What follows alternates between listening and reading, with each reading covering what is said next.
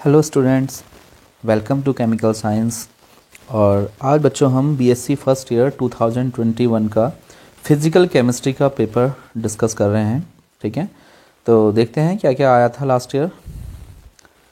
देखिए, तो जनरल आपको पता है 2 आवर्स का पेपर होता है, मैक्सिमम मार्क्स 34 होते हैं। ठीक है, देखिए क्या लिखा है कि the question paper consist of 2 sections, section A is and section B. Attempt the questions in each section according to the instruction given there। ठीक है, चलिए तो देख लेते हैं। 2 सेक्शन है सिंपल। सेक्शन ए में जो है आपको 4 क्वेश्चंस करने हैं। ठीक है, और ईच क्या है 5 मार्क्स का है।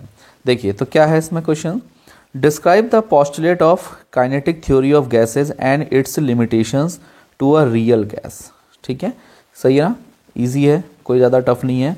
केटीजी आई है बच्चों, केटीजी मतलब काइनेटिक थ्योरी ऑफ गैसेस। ठीक है, 5 मार्क्स में आपको उसके सारे पोस्टुलेट जितने भी उसके पॉइंट्स थे वो सब बताने हैं काइनेटिक थ्योरी ऑफ गैसेस के।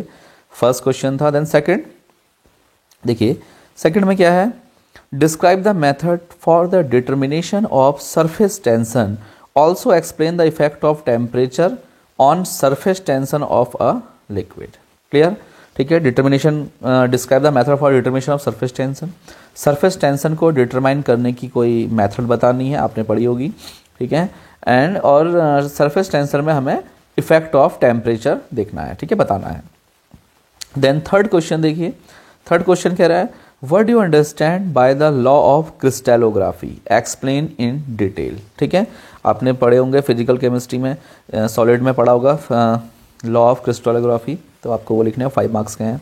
Then fourth question, deduce the expression for Bragg's equation, important था और हमेशा ये इंपॉर्टेंट ही रहता है क्वेश्चन, कभी कभी बच्चों इससे न्यूमेरिकल भी आता है। ठीक है, चलिए। Then fifth question, explain the protective ion, protective action and its role in the stability of colloids. ठीक है, कोलाइड्स हमने पढ़ा होगा ना, प्रोटेक्टिव एक्शन और हार्डी सुलजे लॉ, है ना, गोल्डन नंबर, तो आपने कई चीज़ें पढ़ी हैं यहाँ पे। पहले भी आपने 11th 12th स्टैंडर्ड 12th में भी आपने पढ़ा है बच्चों पहले। देन बीएससी में अगेन ये सब रहता है थोड़ा सा डीप में। ठीक है, देन 6th क्वेश्चन देखिए, deduce the expression for the kinetics of first order reaction, also find out the relationship between rate constant and half life time of a first order reaction. ठीक है, first order बच्चों आपकी जो kinetics है BSc first year में ना, पूरी kinetics में जो सबसे इंपॉर्टेंट टॉपिक मुझे लगता है वो है आपका फर्स्ट ऑर्डर रिएक्शन। बहुत क्वेश्चंस आते हैं, बहुत न्यूमेरिकल्स आते हैं, रिलेशंस प्रूव करने को आते हैं और इसका डेरिवेशन भी आता है कभी कभी। ठीक है, तो देखिए अभी क्या है, deduce the expression for the kinetics of first order reaction. ठीक है, मैंने कहा ना इसका डेरिवेशन भी आता है, तो आपको डेरिवेशन दिख गया। Also find out the relation between rate constant and half life time for a first order reaction. ठीक है, इसका पूरा प्रूफ है। चलिए, जब मैं इसको पेपर सॉल्व कराऊंगा चैनल में तो मैं आपको इसमें बना के डाल दूंगा। ठीक है, देन सेवन्थ क्वेश्चन देखिए, 7th question, how the catalyst is different from a reactant. ठीक है, और also differentiate homogeneous catalyst and heterogeneous catalyst. ठीक है, बहुत ही ईजी क्वेश्चन है, आपको बताना है रिएक्टेंट से कैसे डिफरेंट होता है ना। रिएक्टेंट तो प्रोडक्ट में कन्वर्ट हो जाते हैं बच्चों, बट कैटलिस्ट कभी भी रिएक्शन को होने के लिए पाथ प्रोवाइड करते हैं, मीडियम प्रोवाइड करते हैं, बट कभी प्रोडक्ट में आपको इन्वॉल्वमेंट उसका नहीं मिलता है। ठीक है, वो लास्ट में आपको रिकवरी हो जाती है उनकी।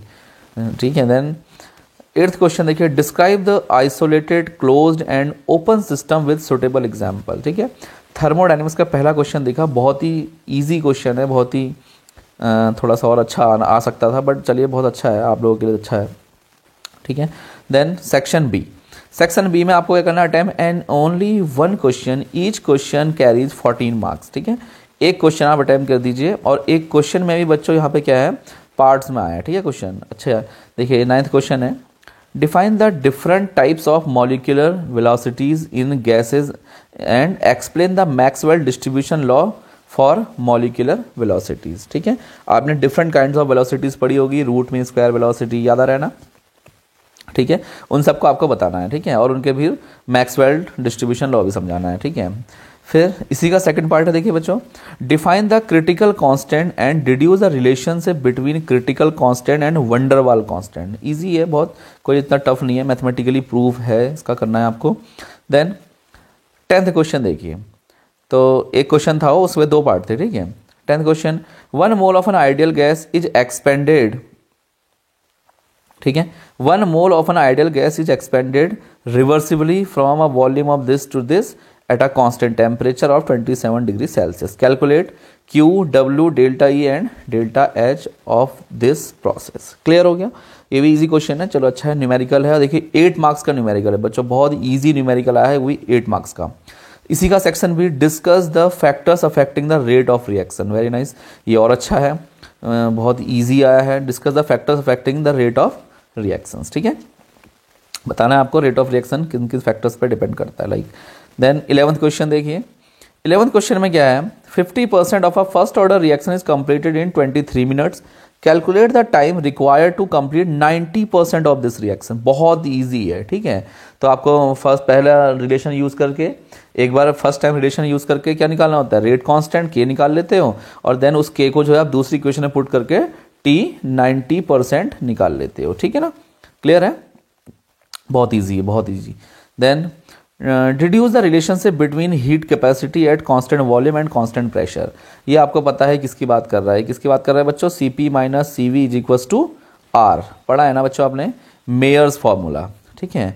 क्या होता है, कांस्टेंट वॉल्यूम कांस्टेंट प्रेशर में आपको हीट कैपेसिटीज निकालनी होती है, ठीक है, उनके बीच में रिलेशन निकालना है। बहुत ईजी है, मुझे लगता है कि शायद जो लास्ट ईयर जो एग्ज़ाम हुआ है, जिसका ये पेपर है 21 रिसेंटली, तो इसमें मैक्सिमम बच्चों ने ये क्वेश्चन अटेम्प्ट किया होगा, बिकॉज ये क्वेश्चन बहुत इजी है, इसका न्यूमेरिकली बहुत इजी है, और इसका ये रिलेशन, इसका डेरिवेशन भी बहुत ज़्यादा इजी है बच्चों। 11th question. देन लास्ट होगा sir 12th question, write the short notes on the following. First, Joule Thomson coefficient and inversion temperature, ठीक है, इजी है, भी कुछ ज़्यादा नहीं है। Liquid crystals and Miller indices, ठीक है, आपने पढ़ा होगा वीस इंडिसेस, मिलर इंडिसेस निकालने के मेथड्स, ठीक है। ये तो बहुत इजी है, ये भी, इसमें ज़्यादा कुछ था नहीं, मुझे लगता है पेपर बहुत इजी था, बहुत ज़्यादा। इसमें न्यूमेरिकल सिर्फ 2 न्यूमेरिकल आए हैं, और कोई न्यूमेरिकल है नहीं। 2 डेरिवेशन आए, फर्स्ट ऑर्डर काइनेटिक्स और एक मेयर्स लॉ। क्लियर? तो आपने देखा पेपर बहुत इजी आया था बच्चों, अगर आप इसको थोड़ा सा अच्छे से पढ़ लेंगे, और इन पेपर्स को भी आप लोग बच्चों प्रैक्टिस करके जाएंगे, ठीक है। लास्ट ईयर का पेपर है, तो इसमें से भी 1-2 क्वेश्चंस आपको वहाँ पे देखने को मिल जाएंगे, ठीक है।